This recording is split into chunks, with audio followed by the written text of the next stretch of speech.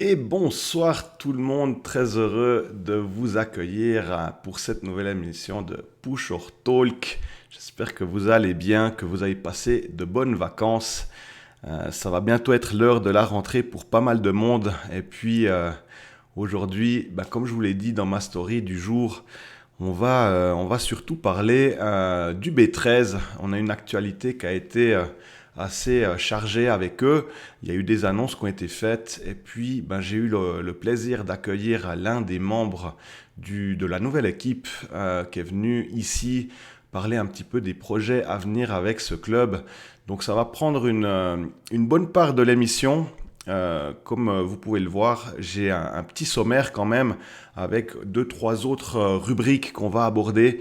Mais ce soir, ça sera quand même bien, j'irai bien dirigé avec cette interview. Donc là, juste un tout petit point sur la chaîne. Ça fait maintenant 2 mois que ça a démarré, cette petite aventure. 2 mois que j'essaye de vous offrir du contenu sympa avec ces quiz que je fais avec vous le lundi, ce premier vlog que j'ai publié sur mon tournoi à Namur, j'ai fait il y a quelques jours. On essaye de faire ce podcast le jeudi pour parler un petit peu de l'actualité du poker en Suisse romande, mais aussi par rapport à la scène internationale, peu importe. Je crois qu'on est tous là pour parler de notre passion. Et puis, il y a toujours de quoi discuter quand on parle de poker. Donc, 2 mois, ça fait peu, mais ça fait beaucoup quand même. 2 mois dans lesquels j'ai eu 2 petites semaines de vacances. Ça fait du bien de couper un peu. Donc, ce soir, c'est la 6e émission. Et puis, pour les personnes qui connaîtraient pas encore tellement le concept du podcast, je me suis dit que ça pourrait peut-être être intéressant de faire un tout petit récapitulatif. Et puis, pour ça, je vais vous proposer juste de changer d'écran. Et on va venir sur ma page Instagram. C'est vraiment le média que j'utilise le plus, cette page Instagram, pour communiquer, pour partager toutes les infos que j'ai à vous proposer. Et puis, le week-end passé, j'ai eu l'idée de faire ces petites stories à la une que vous voyez ici en haut, qui seront, je pense, assez pratiques pour toutes les personnes qui souhaiteraient me suivre sur mes différents canaux, tout simplement. Et puis, je vous propose de commencer tout ça en les passant un petit peu au peigne fin. Donc la première story à la une, évidemment, c'est Twitch.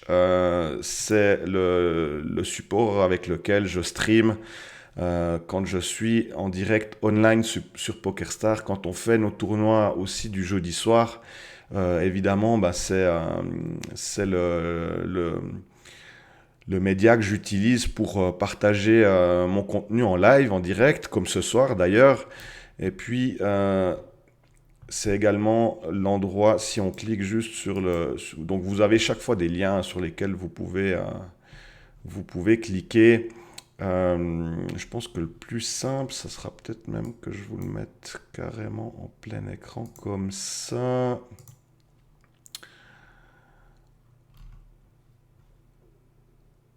Alors,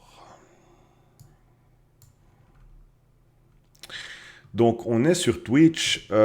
Si vous avez tout simplement, quand vous allez sur l'onglet bio, vous pouvez regarder tout simplement le programme que je propose chaque semaine. Vous avez aussi l'accès au groupe Discord que je vais vous expliquer un tout petit peu plus tard. Une petite description du podcast du jeudi. Je vous parle aussi ici de Perd, qui est l'outil de Resurrege avec lequel je travaille tous les lundis pour les quiz.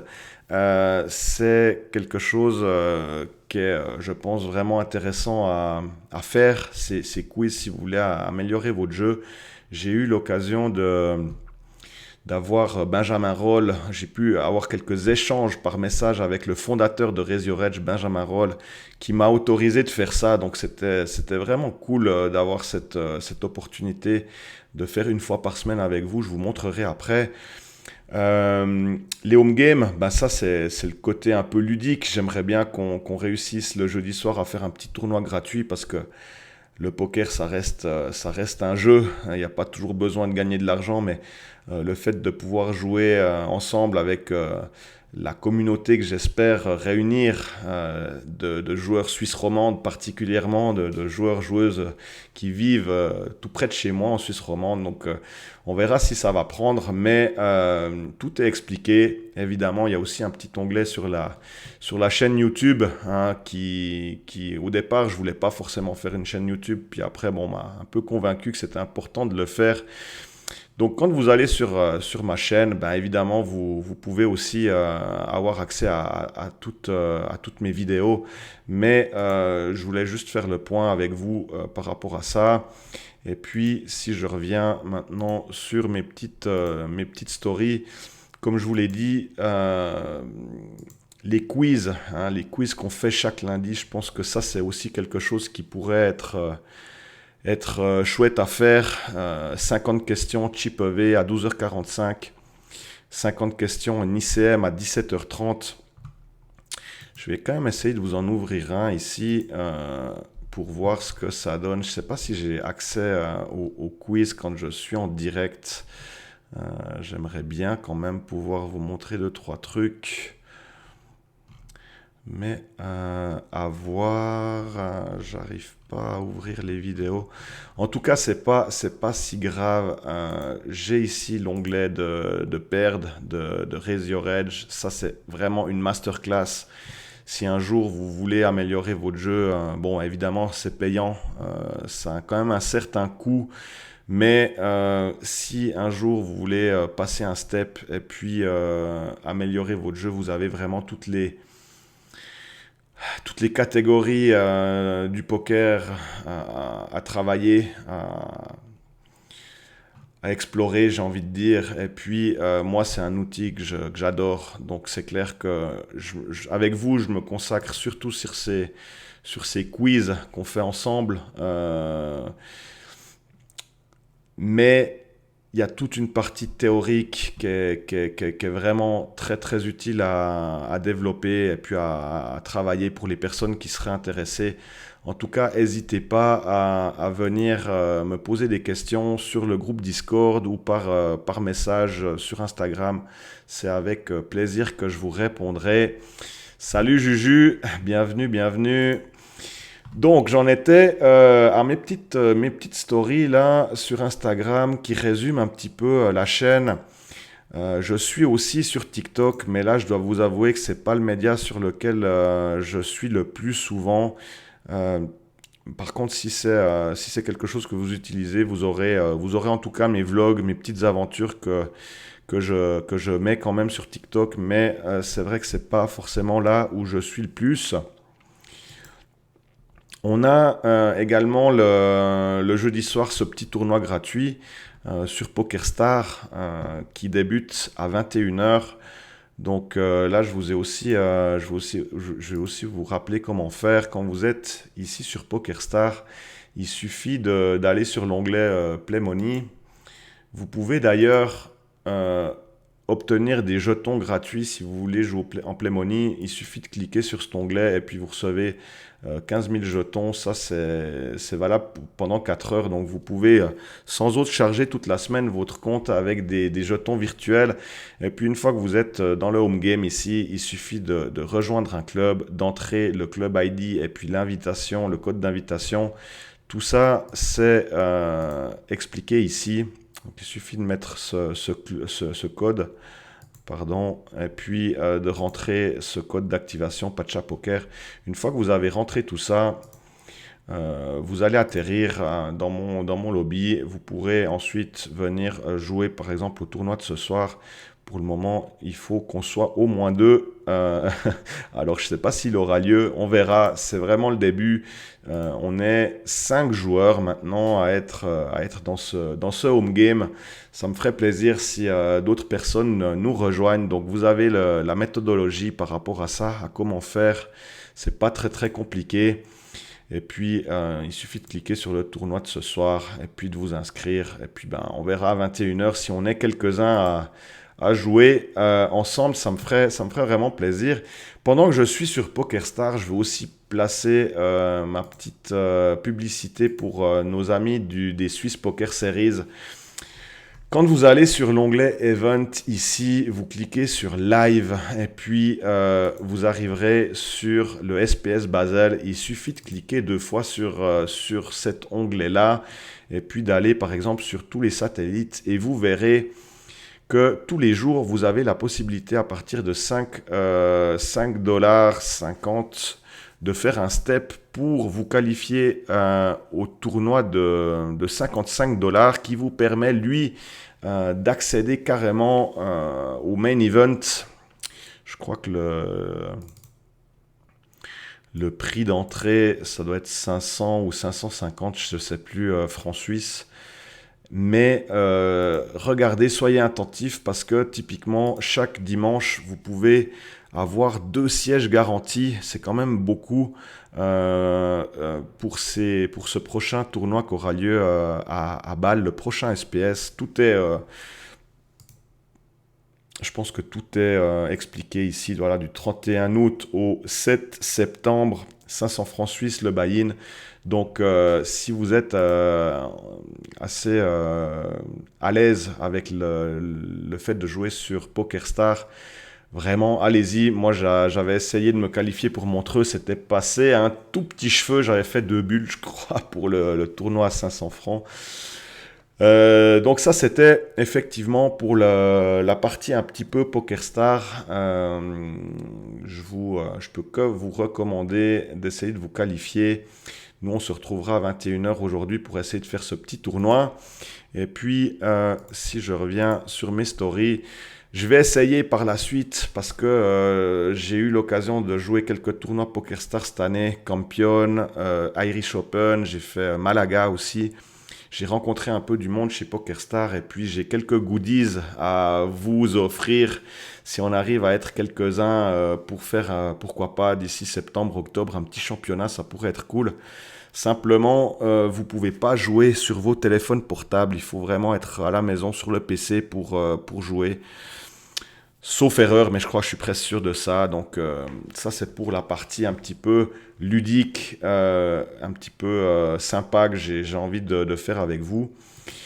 Si on continue, ben, bien sûr, la chaîne YouTube, comme je l'ai dit au départ, c'était quelque chose que je voulais pas forcément faire. Et puis on m'a convaincu que c'était important de le faire, que YouTube, c'est aussi un média que beaucoup de gens utilisent.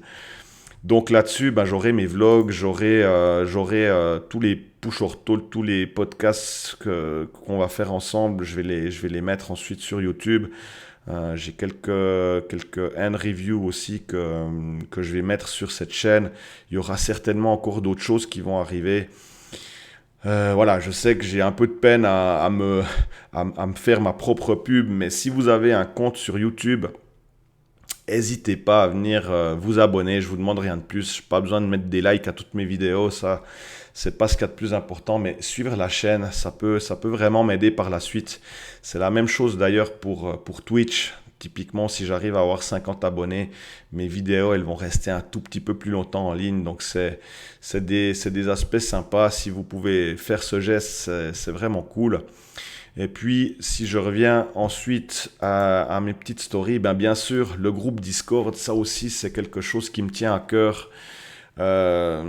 Discord, c'est une sorte de gros forum que j'ai créé, que vous pouvez rejoindre simplement en cliquant sur le lien ici. Vous pouvez aussi rejoindre le groupe en passant par ma bio sur Twitch. C'est assez facile. Et puis, quand j'ouvre le Discord ici, on est maintenant, je crois, 13, on est 13 membres. Ça commence à grandir. C'est cool. Sur la gauche, vous avez un tas de petits onglets qui parlent de choses et d'autres. On revient sur les quiz du lundi, les podcasts. Je partage mes podcasts ici, les home games, quelques analyses de main. Si vous partez faire un tournoi, pourquoi pas. Si vous avez besoin quelque part, un colocataire pour passer une semaine à San Remo ou à Malaga, vous pouvez mettre votre annonce en gros ici, faire du covoiturage. Salut Yann, bienvenue. Il y a un onglet qui est sympa et qui marche bien. Et c'est en fait les perfs et on a de plus en plus de personnes qui viennent nous poster leurs résultats. J'ai encore vu quelques beaux résultats cette semaine de copains qui sont pas sur le Discord. Alors, des gens comme Akadis ou qui c'est que j'ai vu qui avait fait encore des belles perfs là à 10K, 10, 12K. N'hésitez pas à venir sur le Discord, partager vos résultats, nous faire envie, nous faire vibrer. Je trouve assez sympa. Et puis pour terminer, bah, j'ai aussi mon petit onglet où je partage les vlogs. J'ai encore rajouté cet onglet sur l'actualité des clubs romans. Voilà, c'est ouvert. J'attends aussi vos retours, vos idées pour faire vivre la chaîne. C'est surtout une chaîne qui vous appartient à vous. S'il faut rajouter des onglets, je le ferai vraiment avec plaisir. Et puis, pour terminer, si je reviens, ben c'est simplement la dernière story ici, un petit rappel des podcasts du jeudi que vous pouvez rejoindre chaque semaine. Donc tout simplement, ce petit rappel que je souhaitais faire pour marquer justement les 2 ans les 2 mois de la chaîne. Donc on revient sur notre sommaire. Il y a toujours aussi une rubrique que j'aime bien, c'est le radar des tournois. Essayez de vous dire un tout petit peu ce qui se passe ici ou ailleurs, si possible assez proche de chez nous. Bien sûr, la grosse actualité là, la semaine prochaine, ben, c'est l'EPT de Barcelone. Je pense que on va suivre ça. Moi, c'est toujours un vrai régal de me brancher sur YouTube, de suivre Benny et You pour ces gros festivals. Je me suis pas encore vraiment penché sur le programme complet. Je suis d'ailleurs dans l'interrogation de savoir si le PokerStar Open a un buy-in de 1000 ou si c'est plus cher. J'ai des rumeurs qui disaient que ça allait passer à 1600 ou 1700 euros. Ça commence à faire un peu cher. C'est dommage. Je trouvais que depuis le début de l'année, que ces tournois à 1000, 1100 euros, c'était vraiment magnifique. On avait l'impression de jouer un main event avec des moyens un petit peu plus accessibles, on va dire.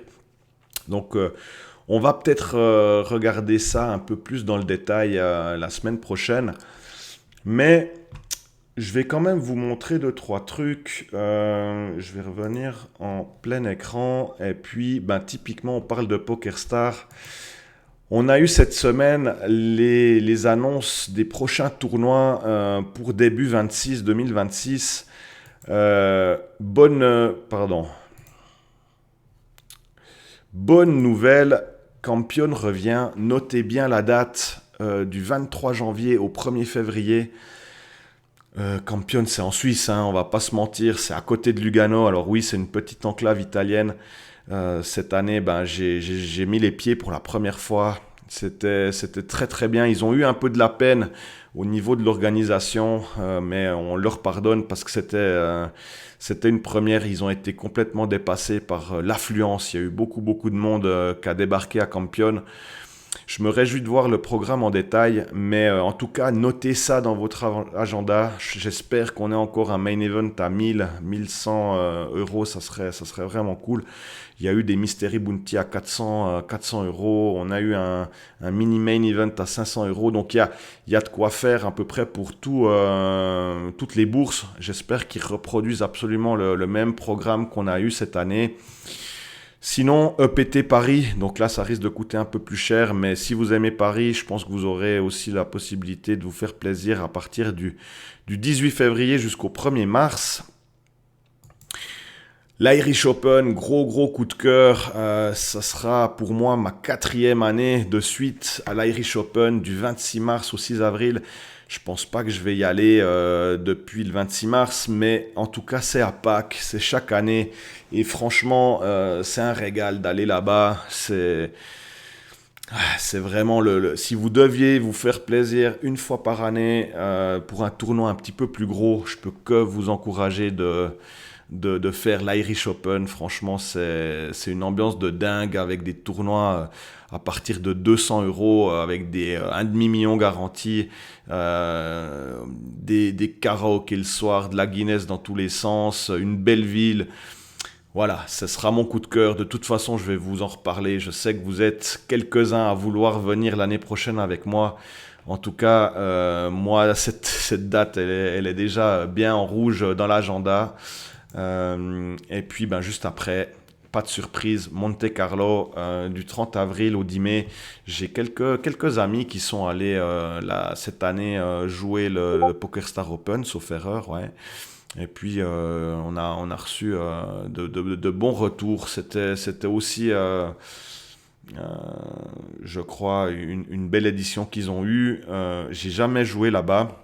Cette fameuse salle des étoiles avec ce toit ouvrant. C'est un petit rêve d'aller là-bas. Après, c'est assez cher, hein, c'est clair. La vie, tout ça là-bas, c'est pas donné, mais pourquoi pas faire une petite virée. Finalement, c'est pas si loin. Et puis, on se réjouit de voir le programme sortir. Mais en tout cas, ouais, c'est validé. Je crois que c'était la dernière. Ah non, il y a encore le Poker Star Open de Namur. Ça aussi, un bel endroit. J'en reviens. J'étais à Namur le 1er août. Et puis, c'est un endroit qui est vraiment cool. Ils ont une offre de programme à Namur. Je crois qu'ils ont vraiment des tournois tous les mois. C'est pas si loin. Vous pouvez y aller. Je pense qu'en 6 heures de voiture, vous y êtes. Avec l'avion en passant par Bruxelles, c'est pas trop compliqué non plus. 27 mai au 7 juin, voilà, c'est sorti cette semaine. N'hésitez pas à mettre ça dans vos agendas. Et puis, je vous montre aussi, il y a le DSO qui a annoncé ses futures destinations avec typiquement Marrakech du 12 au 21 septembre. Là aussi, c'est un endroit que je connais pas, mais j'en entends vraiment toujours du bon. Je pense qu'on aura l'occasion de revenir sur ces programmes quand on sera un tout petit peu plus proche de tout ça. Mais si vous avez déjà envie un petit peu de les mettre dans vos agendas, je pense que ça, c'est des destinations sympas. Euh, on a Annecy aussi. Est-ce qu'ils ont sorti le programme d'Annecy? Ouais, magnifique. Ici, vous avez le programme d'Annecy. Ah non, pardon. Là, on est en...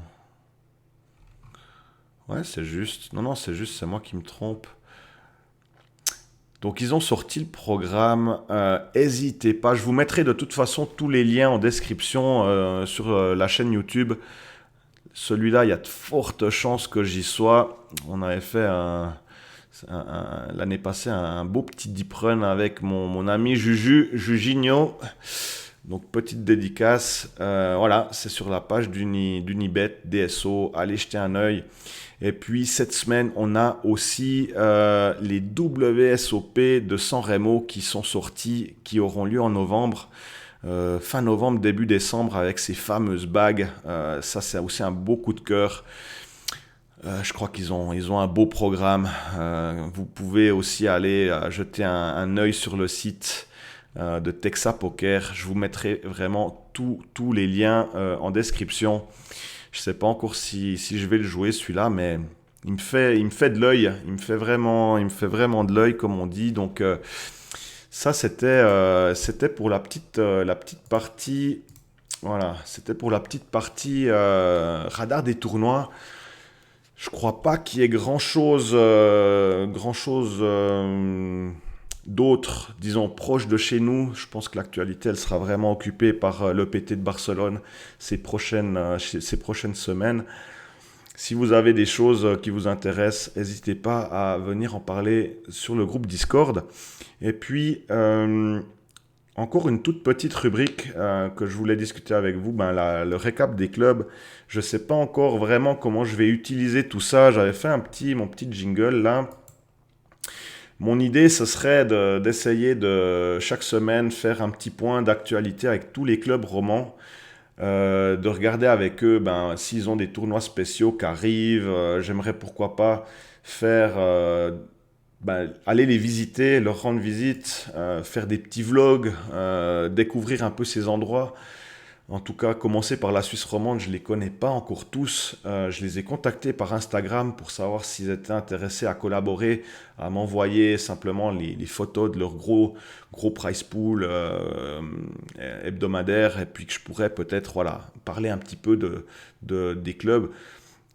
Il y a aussi moyen, vous-même, si vous êtes à un tournoi, de prendre une photo, de la mettre dans le groupe Discord pour nous tenir un petit peu informés de ce qui se passe.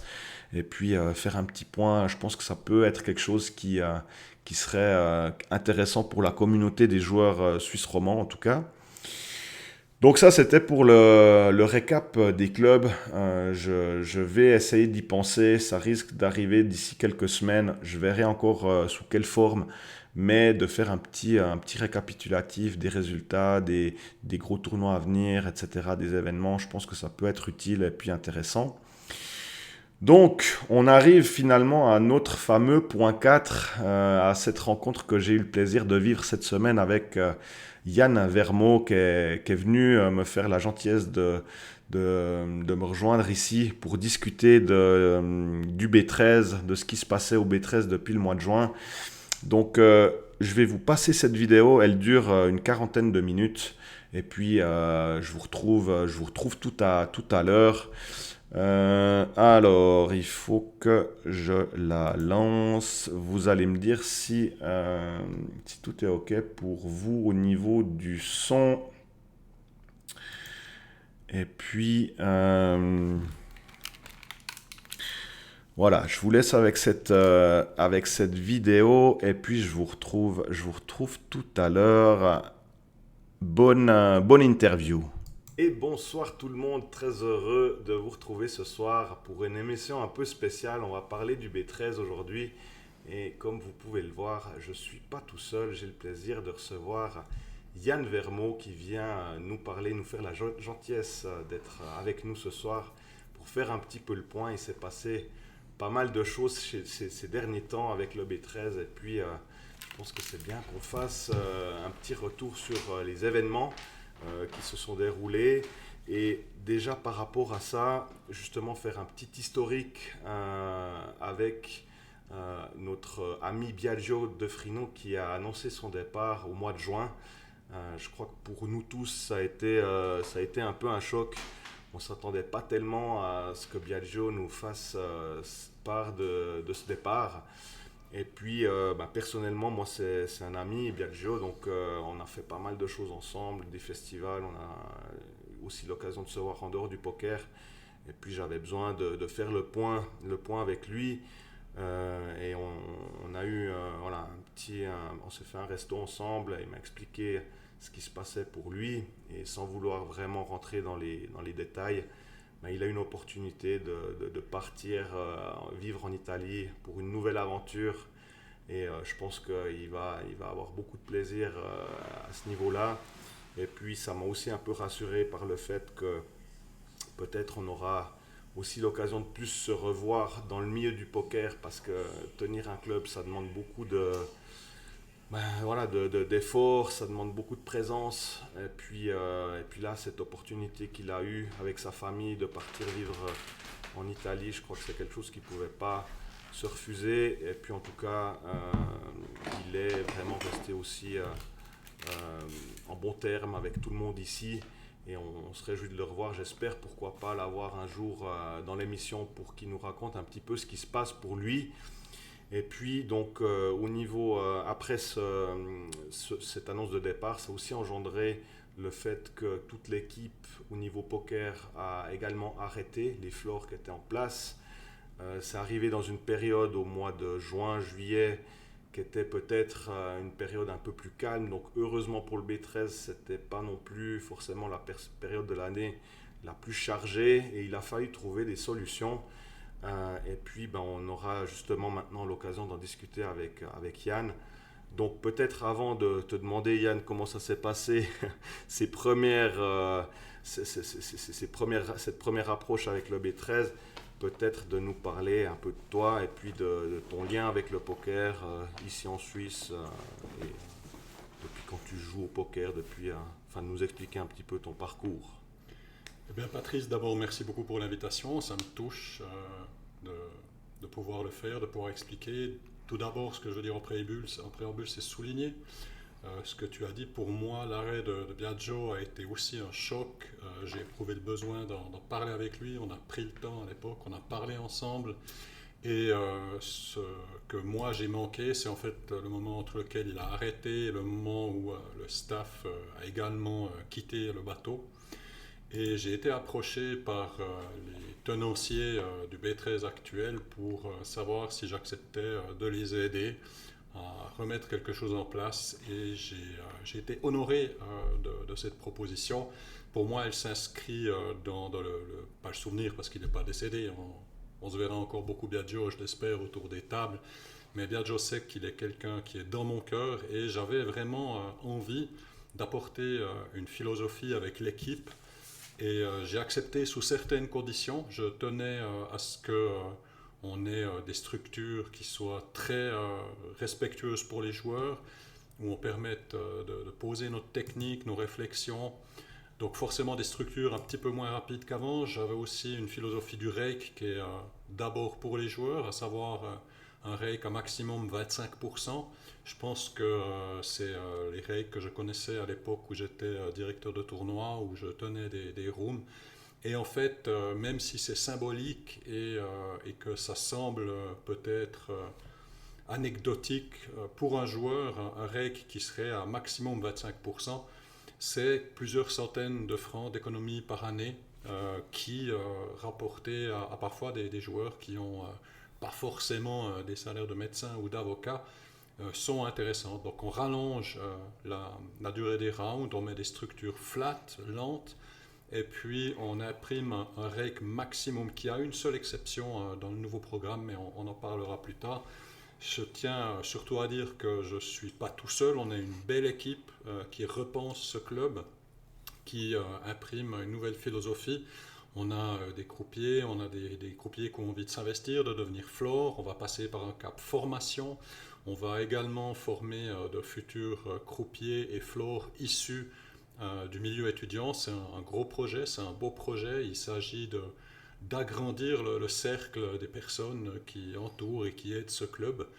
Et à partir du moment où je m'étais décidé, après une grande réflexion, j'ai posé mes conditions philosophiques telles que je viens de te les décrire et elles ont été bien accueillies de la part des propriétaires du B13, dont je ne fais pas partie. Moi, je suis un bénévole passionné, je tiens à le dire. J'ai déjà, comme beaucoup de membres de l'équipe, plusieurs dizaines d'heures depuis le mois de juillet à préparer et à avancer. Et pour l'instant, c'est du travail bénévole parce que c'est mettre du cœur dans quelque chose qui nous plaît. Donc finalement, c'est plus un travail de transition que tu as en ayant accepté finalement de reprendre ce flambeau. Dans ta tête, c'est plutôt, comme tu l'as dit, former des gens peut-être capables après de reprendre le lead, voilà, tout ce qui sera floor, gestion, poker au B13 parce que tu as aussi une vie professionnelle, tu as aussi d'autres choses et tu as aussi envie de continuer de jouer, je pense. Donc moi, c'est ce qui m'a marqué, hein, repenser par les joueurs, pour les joueurs, c'est quand même des mots forts Maintenant, on a quand même du recul avec le poker en Suisse. La nouvelle loi sur les jeux d'argent, elle est appliquée depuis pas mal d'années. On peut comparer ce qui se fait à gauche, à droite. Regardez, effectivement, le rake, ça peut, dans un budget de joueur, être un élément important. Puis comme tu l'as dit, je pense que c'est vrai de pouvoir faire attention à ça. C'est aussi quelque chose de très, je trouve, positif. Hein. Oui. Il y a une autre chose qui moi, m'a marqué, c'est justement le fait d'abandonner les ante. Alors, on est dans une période où le big blind ante, on le voit partout. J'étais encore à Namur il y a une semaine en arrière, et puis je sais qu'au bout d'un moment, quand les blindes augmentent, ça commence à piquer, quand il faut payer cette double ante. Donc là, quand on regarde la structure des nouveaux tournois, hein, il y a 8 tournois qui ont été dévoilés. Il n'y en a pas un qui propose de big blind ante, ni d'ante. Oui, c'est tout à fait ça. La nouvelle philosophie, elle est d'avoir des structures pensées pour les joueurs, mais aussi pour la rapidité du jeu. Il est fréquent à une table, lorsqu'il y a un big blind ante, que le croupier doit rappeler plusieurs fois aux joueurs de mettre non seulement son big blind, son ante. Dans certains clubs, les croupiers attendent pour distribuer les cartes aussi que ce big blind et cet ante soient posés. D'un point de vue personnel, je préfère avoir une structure flat qui ne met pas une double punition quand il y a une augmentation de blind, et une structure qui est vraiment non pas une montée exponentielle, mais une montée régulière qui permette de poser des stratégies, qui permettent aux joueurs de se dire ok, je fold toutes mes mains, au bout de 4 heures, il me reste encore la moitié de mon stack et c'est jouable. Au bout de 4 heures, c'est un level 8, par exemple, dans un Warrior, qui est un tournoi que je trouve magnifique. Et au bout de 4 heures, sauf erreur de ma part, on peut regarder après la structure, mais on doit avoir une vingtaine de big blind encore à manager et il n'y a pas d'ante. Donc, c'est vraiment pensé comme ça et c'est cette volonté-là. C'est vrai que je ne m'étais pas spécialement posé la question de savoir à quel point ça peut avoir un impact, mais je pense que quand toi tu as préparé tes structures avec l'historique que tu as, le passé que tu as dans la gestion d'un tournoi, tu as certainement des trucs pour te dire, voilà, si on a 40 joueurs, 30 joueurs, 60 joueurs, les re-entries, c'est beaucoup de choses à penser. Et d'ailleurs, quand on regarde les nouveaux programmes, les nouveaux tournois, il n'y a pas 80-90 places. On est dans quelque chose d'assez modeste finalement. On a envie de repartir sur quelque chose, des bases assez... voilà. On est vraiment dans cet esprit-là et je te remercie parce que le mot est bien choisi. On est dans de la modestie. Reprendre le flambeau après un type aussi extraordinaire que Biagio De Frino et puis Dan au début qui était avec lui et puis tous les autres qui ont suivi. Franchement, c'est pas rien. J'ai la chance de connaître le poker et d'y jouer depuis 1991. J'étais né, mais j'avais pas... Donc, j'ai connu le 5 draw, le 5 card stud, le high-low, le Omaha high-low. J'ai connu beaucoup de styles de poker. J'ai eu la chance de diriger des tournois de poker à l'époque où c'était permis. Et puis pour les autres époques, je ne vais rien dire, mais je pense que Silvio Taneriello, alias Jurassic, ou alors Daniel Duton, qui comme moi sont des... Et puis tous ceux que j'oublie, je pense à vous mes frères, qui sont comme moi des dinosaures du poker, où on a joué en se cachant pour faire des tournois à 50 francs, on traversait toute la Suisse, on allait jusqu'en Valais. Ouais.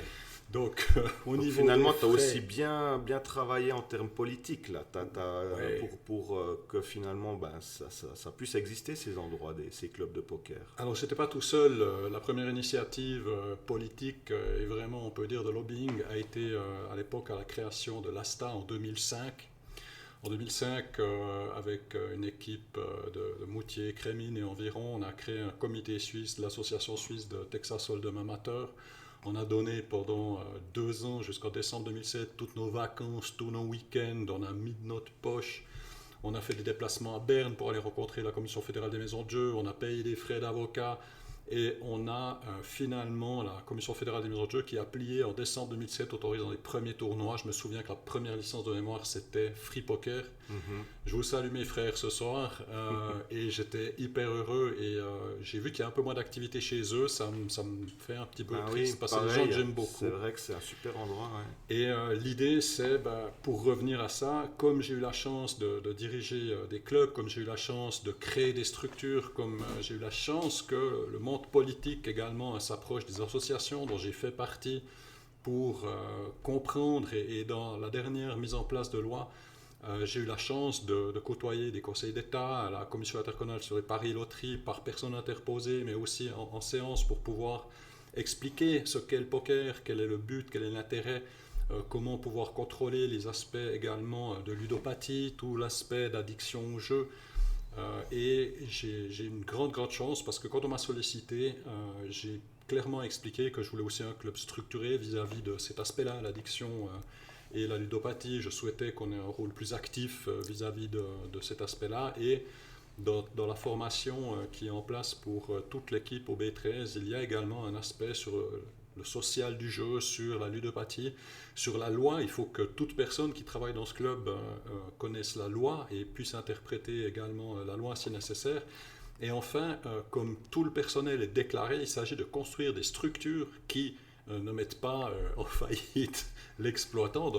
Je ne suis pas l'exploitant, je ne suis pas le directeur du B13. Quelque chose qui tienne la route. Voilà, quelque chose qui tienne la route. Et j'ai pu leur proposer des schémas et des montages qui permettent d'avoir un REC raisonnable, une structure et une durée de jeu intéressante pour les joueurs, mais également un amortissement, parce que c'est un investissement que de racheter ce club et le reprendre comme ça, que ces personnes puissent voir et se projeter avec des résultats financiers qui soient prévus d'avance. On a 15 joueurs, ça amène tel frais, telle charge, tel REC, et ça permet de dégager un petit amortissement. S'il y a 25 joueurs, c'est un petit peu plus. S'il y a 35 joueurs, c'est un petit peu plus. Et cette volonté d'avoir 40 joueurs max pour l'instant par soirée et par session, c'est important parce que on ne veut pas avoir un tournoi où on ambitionne d'avoir 80 personnes et puis ensuite on est 35. On préfère se donner les moyens avec du personnel qui sera très bien formé, qui aura du plaisir à travailler dans ce club et qui y mettra du cœur. Et on va partir sur des quantités maximum 40. Une seule exception, le Warrior, qui sera le main event, qui lancera les nouvelles structures du B13. On a 3 jours 1 à 40 joueurs max. Si on devait, par exemple, avoir un déséquilibre, on augmenterait peut-être un soir de 10 ou 20 joueurs pour diminuer un autre jour, sachant qu'on ambitionne de réunir 30 000 francs de prize money, mais c'est surtout qu'on ne peut pas dépasser 30 000 francs de prize money. Donc, on l'a très bien écrit, la loi nous oblige à tenir ce maximum et franchement, réussir à le réunir, ce serait incroyable. Je ne peux pas dire qu'on va y arriver, mais si on réunit ce prize money de 30 000 francs, le vainqueur emportera 10 000 francs. Donc ça, c'est quand même un sacré gain. On n'a jamais vu ça en Suisse. On espère pouvoir le vivre une fois. On a la chance, dans le canton de Neuchâtel, d'avoir justement cette particularité-là, d'avoir ce prize money sur un tournoi, même sur plusieurs jours, qui puisse atteindre ces 30 000 francs. Et puis on sent aussi cette volonté justement de pouvoir gérer une équipe. C'est-à-dire qu'au bout d'un moment, on va donner des bonus. En tout cas là c'est marqué 24 heures à l'avance. Il faut aussi que les joueurs jouent le jeu et puis comprennent que ça c'est quand même un élément, un aspect, que ce soit au B13 ou ailleurs, mais que les gens doivent s'organiser dans une structure comme un club de poker, comme le B13, comme n'importe quel club de poker, mais de pouvoir convoquer du personnel et puis de pouvoir aussi s'autoriser le fait de dire stop à un moment donné, c'est des aspects qui semblent être maintenant importants, en tout cas qui sont expliqués dans les descriptions, et puis on sent que c'est aussi une volonté de ta part, de votre part, de mettre ça clairement en place. Oui, rester modeste et puis prévoir un maximum de 40 joueurs, ça pourrait permettre, le cas échéant, de l'étendre éventuellement à 50, mais ça permet aussi de fidéliser, de récompenser les gens qui s'inscrivent à l'avance, comme tu le soulignais. Il y a encore un aspect, c'est les tournois du samedi à 14 heures que nous avons commencé de programmer. On va créer probablement, c'est encore en discussion, mais je pense que je peux annoncer la primeur, le bonus du early boarding. En anglais, alors early boarding, embarquement à l'heure. Et éventuellement plus tôt, qui permettrait aux joueurs qui seraient présents soit avant le tournoi pour s'inscrire, soit entre à table pendant le premier level, d'avoir un bonus entre 5 000 et 10 000 chips. C'est complètement gérable d'après les structures que nous avons créées. Mais récompenser aussi le joueur qui se met à la place d'un club qui essaie d'organiser quelque chose, et puis le fait qu'il vienne quand le tournoi débute, pour nous, c'est important. Plutôt que venir en lettre règle ou du point de vue organisation, on a du personnel qui est là, mais qu'on ne peut pas utiliser, il faut le payer, etc. Donc le early boarding pour les tournois du samedi à 14h, on pense le mettre en place. Ajouter quelque chose, ouais. Pour les autres, de toute façon, ça commence en général, je pense, à 19h. Il n'y a pas tellement d'autres. Ouais, il y a le dimanche, le dimanche, le Fight Club à 14h. Mais là... Il faut venir le dimanche, hein, il faut jouer le dimanche. Là, c'est le dimanche. Parfait. Ben, écoute, je te remercie pour ces premières précisions. Je pense qu'on pourrait essayer de regarder un peu dans le détail tous ces nouveaux tournois que vous avez mis en place. Je vais partager ça en plein écran. Voilà, donc on a ici la page de tous vos nouveaux tournois. On remarque que ça repart avec le championnat le 18 août avec la B Monday League.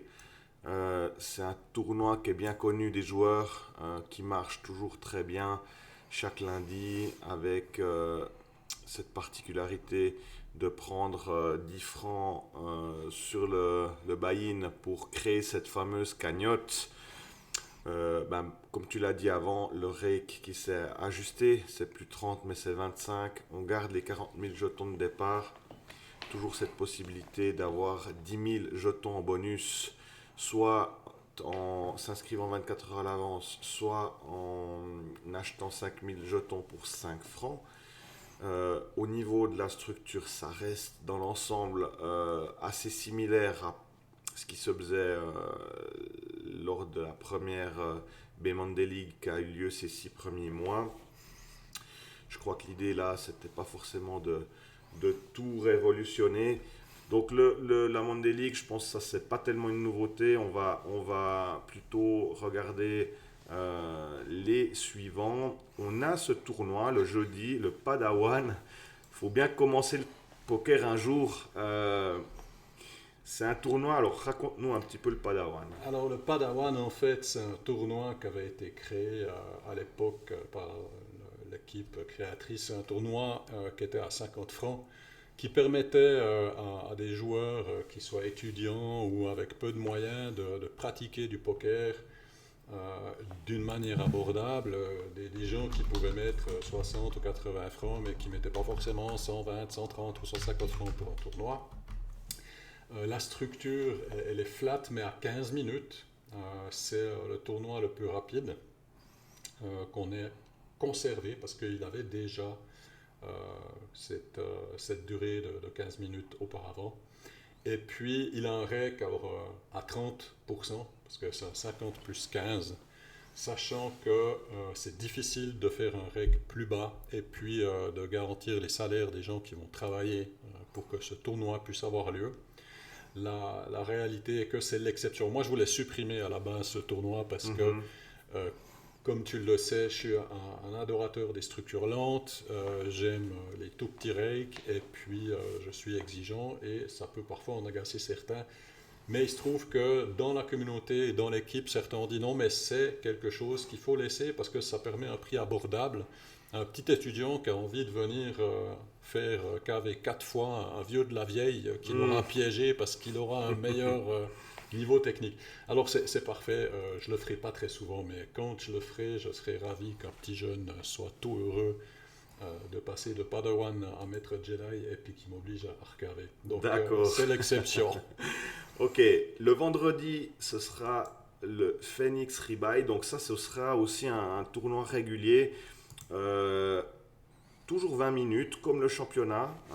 Donc le rake en correspondance, 25 francs. Mais alors là, peut-être un petit peu plus de temps pour faire ses armes. Belle structure, 20 minutes. On espère qu'ils finissent peut-être pas à 5 heures du matin, mais ça devrait quand même, voilà. Non, c'est un beau tournoi, le Phoenix Rebuy. On met un niveau de re-entry pendant les premières 3h20.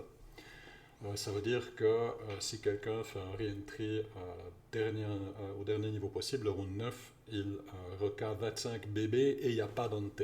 Donc, c'est quelque chose qui va rester gérable et cette structure a vraiment été bien pensée, je trouve, en tout cas pour ceux qui l'ont établie.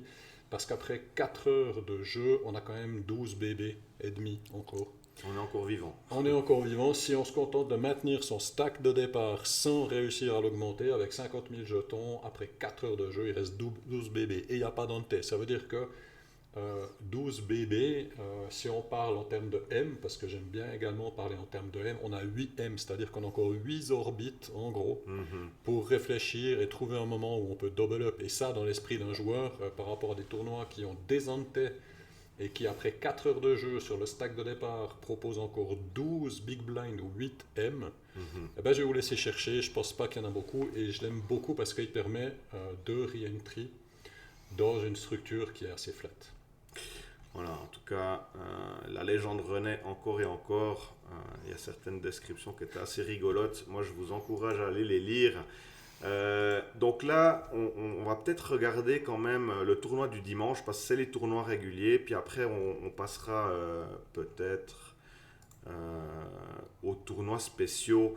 Donc le Fight Club, c'est le tournoi du dimanche qui commence à 14 heures avec, moi j'aime beaucoup ce buy-in 150 plus 30 avec un re-entry possible. Toujours c'est 40 000 de stack, 10 000 de bonus. Et puis vraiment, encore une fois, cette structure très sympathique avec 25 minutes.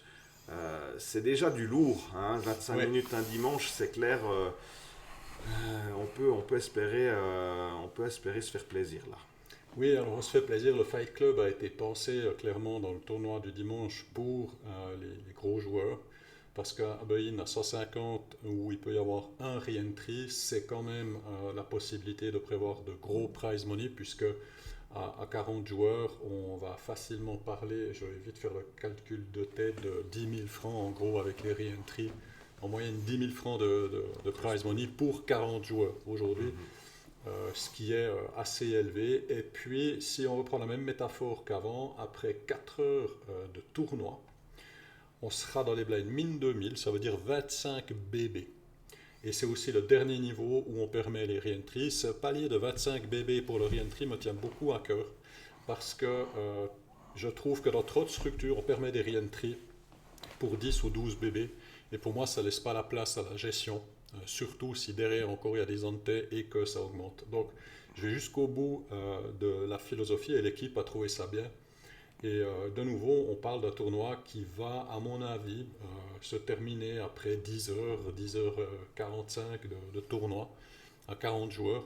Ça permet quand même pour un buy-in à 150 francs d'avoir 10 heures de jeu flat pour monter sa stratégie. Et ça reste vraiment pour moi un très beau tournoi. Et on verra le succès qu'il aura. Nous avons un bon espoir que ça marche bien. Ok, en tout cas, effectivement, moi c'est un des tournois qui m'a le plus tapé à l'œil. Et si maintenant on va essayer de trouver vos tournois un peu spéciaux. Donc le premier c'est votre tournoi Freeze Out, le Mindhunter, qui se jouera sur 2 jours. Et là, bah, c'est la première fois qu'on va taper dans les 30 minutes de blind level, les niveaux, hein, avec ce tournoi à 200 plus 40. On retrouve le même stack, le même bonus, et comme tu le disais, peut-être un bonus supplémentaire pour les personnes qui seraient présentes alors en tout début de partie. Et puis, ben voilà, on n'a pas encore un clair niveau de fin de journée, mais avoir joué 12-13 niveaux, c'est aussi ce que personnellement j'ai l'habitude de jouer quand je joue des tournois, on va dire à 500 francs et plus, hein, de jouer ce genre de choses. Et j'ai l'impression qu'effectivement, on a une super structure de nouveau pour jouer au poker. Oui, alors ce tournoi tenait à cœur à beaucoup de membres de l'équipe d'avoir un tournoi freeze out au moins un, parce qu'il faut savoir que le tournoi freeze out, pour moi, il est fait pour les puristes, parce qu'il n'y a pas possibilité de re-entry, une erreur et c'est terminé. On voulait aussi avoir un tournoi à 30 minutes qui se joue sur 2 jours, et si on est tout à fait correct, on va reprendre l'image des 4 heures de jeu. Et bien, à 4 heures de jeu, on est entre les blindes 700 400 et puis les blindes 800 600. Et c'est un niveau où on a 30 BB si on a gardé son stack de départ. Si on a un early boarding, éventuellement 10 000 de plus, on est encore à 40 BB après 4 heures de jeu. On n'a rien gagné, rien perdu sur notre stack de départ. Après 4 heures de jeu, on a encore 30 BB. C'est énorme. Ça ne se voit pas, comme tu l'as souligné. Et en fin de journée, on pourrait imaginer quelqu'un qui a 5 BB s'il a juste maintenu son stack de départ de 50 000. Et 5 BB, ben, je peux te dire que je connais des joueurs et je peux en témoigner. J'ai eu moins de 5 BB dans des tournois que j'ai gagné déjà Ouais, dans je ma crois vie. qu'on est quelques-uns à avoir toujours une ou deux anecdotes à ce niveau-là. One chip, one chair, hein, on le dit assez Exactement. souvent. Il suffit de peu des fois pour remporter des beaux tournois. Euh, on avait dans les autres tournoi du samedi, je vais essayer d'en trouver un, le Sniper Bounty. Ah, oui. Donc le Sniper Bounty, c'est un tournoi à 100 plus 50 plus 30 qui permet justement de gagner des primes de 50 francs dès qu'on élimine un joueur, une structure au niveau des blindes de 25 minutes. Donc c'est un tournoi qui se joue sur un jour et puis qui ressemble finalement à la majorité des tournois, mais c'est surtout cette durée de blindes qui est de 25 minutes et qui permet aussi de faire un beau poker. Oui, tout à fait. Le Sniper Bounty était quelque chose qui nous tenait à cœur parce que on voulait avoir un tournoi sur un jour où il n'y a pas que le prize money, mais il y a aussi les bounties gagnés sur les autres joueurs. La nouvelle équipe, on n'était pas très fan de bounty progressive pour une raison assez simple. En fait, toujours cet esprit de privilégier la rapidité de jeu. La gestion des bounty progressifs ralentit le jeu, il faut faire des calculs, il faut analyser.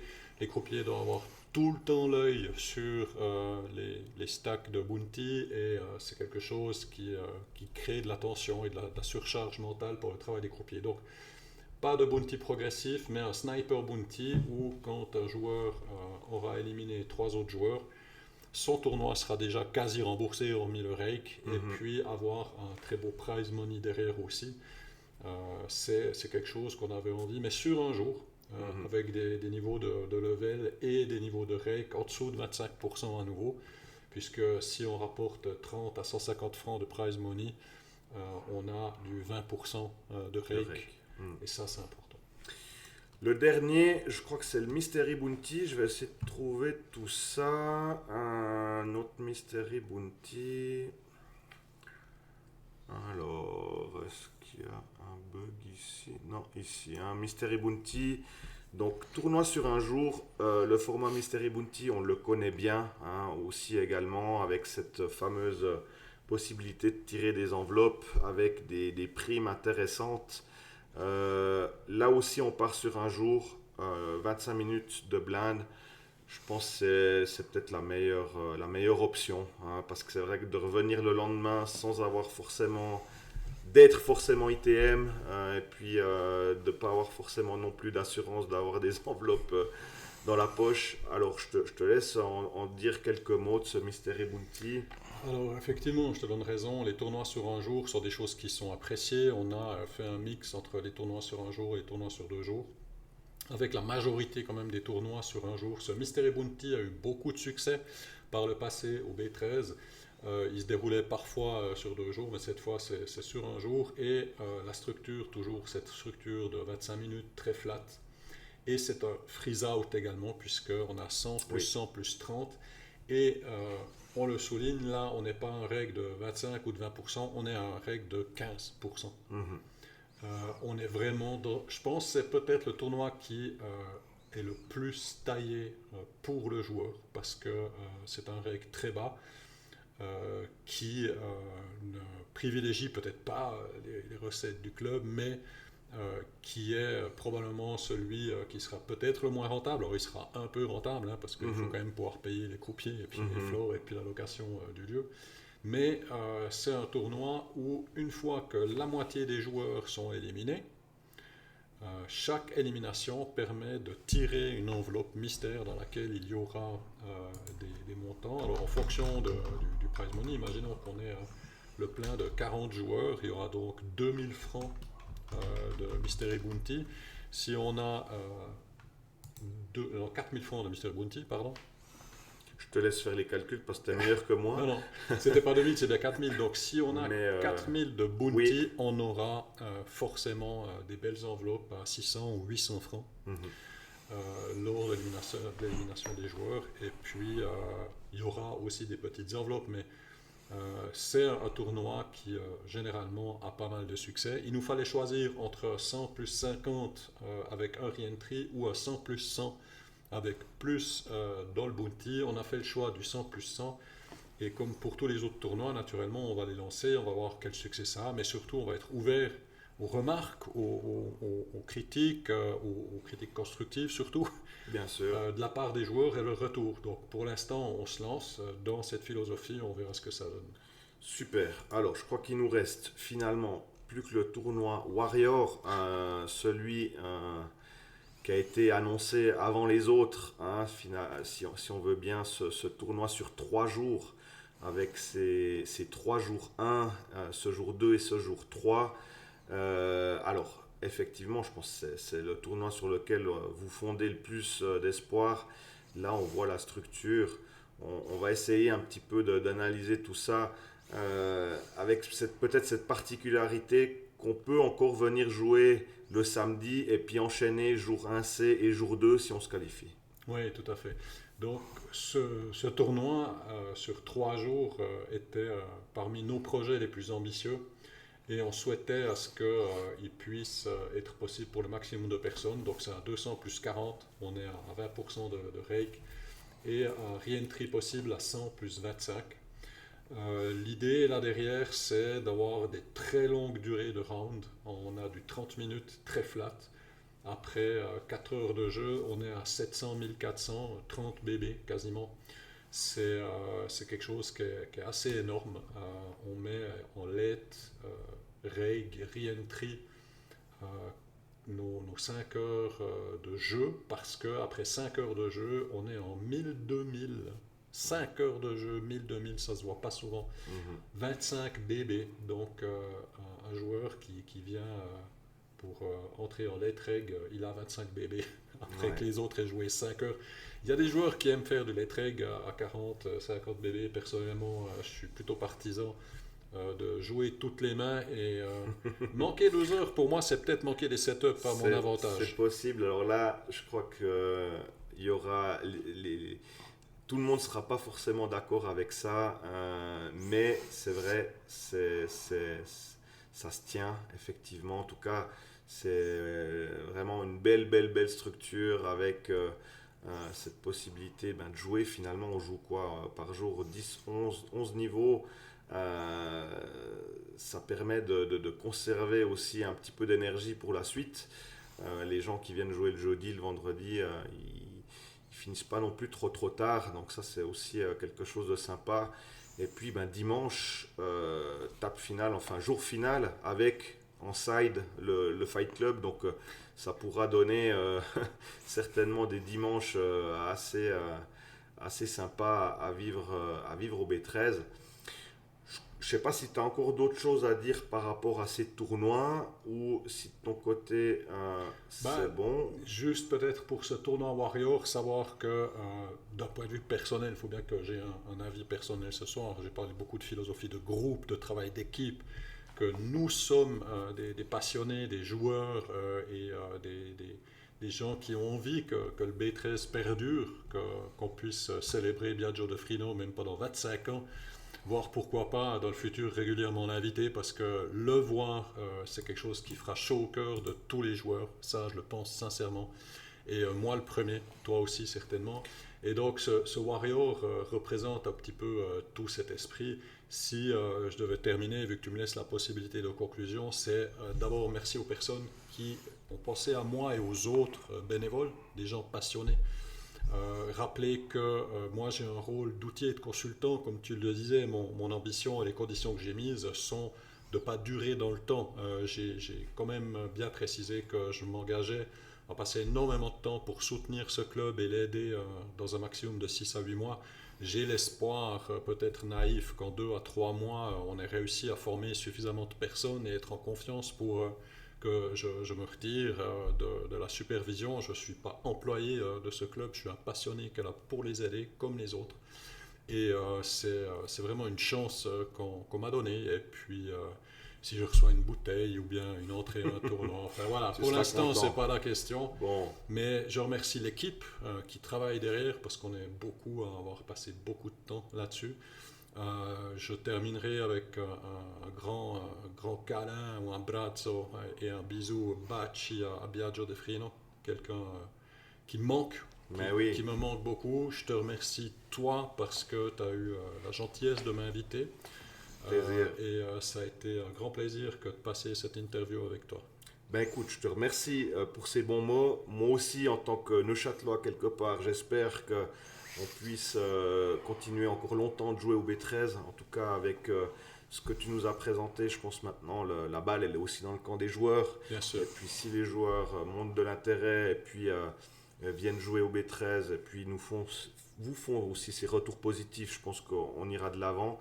Mais c'est vrai que c'est une chance pour moi, pour toi, d'avoir un club comme ça à quelques minutes de chez nous, Ouais. de chez soi. Donc, je crois qu'on a fait le tour pour aujourd'hui. Je vous remercie pour votre participation. Si vous avez des questions, n'hésitez pas à nous les poser, que ce soit sur la chaîne ou directement au B13. Je crois qu'on sera tous contents de pouvoir répondre à vos questions. Et tu voulais encore dire quelque chose? Oui, à part le grand merci Oui. de m'avoir invité, je place le coup de pub. Ne manquez pas les podcasts de Patrice. Ne manquez pas aussi son tournoi gratuit sur PokerStar le jeudi. C'est un rendez-vous très sympa. Son Discord est également très intéressant. Il y a beaucoup de mains qui sont discutées. J'ai eu beaucoup de plaisir à le parcourir. Alors c'est un petit coup de pub parce qu'il se lance, il donne du temps pour sa passion et il mérite un gros soutien. Eh ben écoute, je ne m'attendais pas à celle-là non plus, mais je te remercie. Voilà, on va finir sur ces bonnes paroles, ça fait plaisir. Moi, je vous souhaite bonne chance aux tables. Si vous jouez prochainement, si vous jouez au B13 ou ailleurs, peu importe, en tout cas, volontiers, si vous avez des retours, n'hésitez pas à poser des questions, interagissez. Et puis, je vous souhaite une bonne fin de journée, une bonne soirée. Et puis, je vous dis à bientôt, ici ou ailleurs. Bye bye. Bye bye. Voilà. J'espère que ce petit entretien vous aura appris certaines choses. Pour moi, c'était vraiment chouette de pouvoir donner la parole à quelqu'un comme Yann, qui est venu expliquer un petit peu les nouveautés du B13. On avait dans un premier podcast parlé un petit peu du Léman, que j'avais félicité, je crois que ça devait être le podcast numéro 2. Aussi un club qui fait, je trouve, du bon boulot.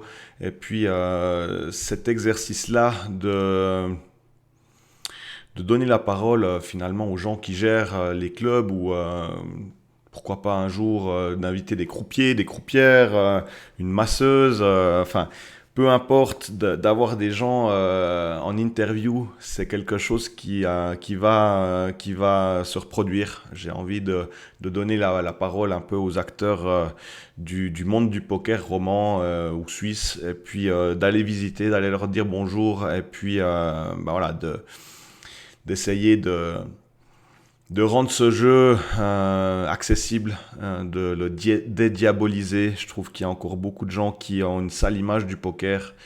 On est là pour essayer de changer les choses, de le rendre positif.